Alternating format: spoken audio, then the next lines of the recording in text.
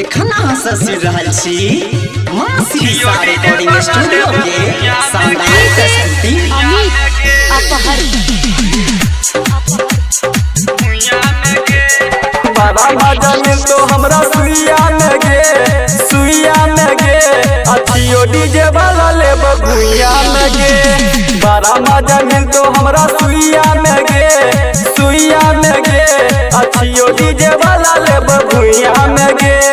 याद कर तोरा हम सुनबो लेने रहियो बसवारी लो जाके चुमा लेने रहियो ओठ वाला लाली तोहर हम ही चुसने रहियो पोछत रहिया खून सुना रुइया में गे अथियो डीजे वाला ले भुइया में गे। बड़ा मजा मिल तो हमरा सुइया में गे अथियो डीजे वाला ले भुइया में गे।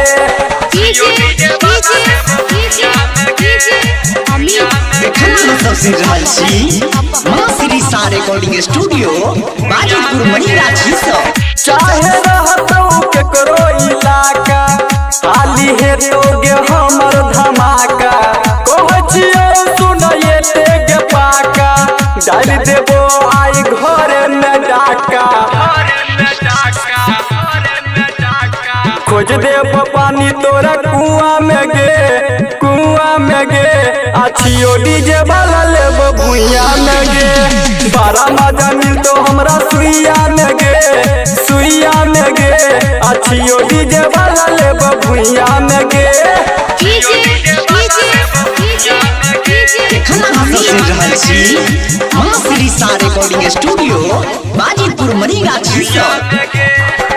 अगला से टॉप तोहर पिछला गोदाम गे जल्दी बता न कहूँ ले के दाम गे तोरे चक्कर में हो बदनाम गे सुनील सवरिया छै हमर नाम गे। रंजीत सुजित कहो लिया में गे अथियो डीजे वाला लेब भुइया में गे। बड़ा मजा मिल तो हमरा सुइया में गे अथियो डीजे वाला लेब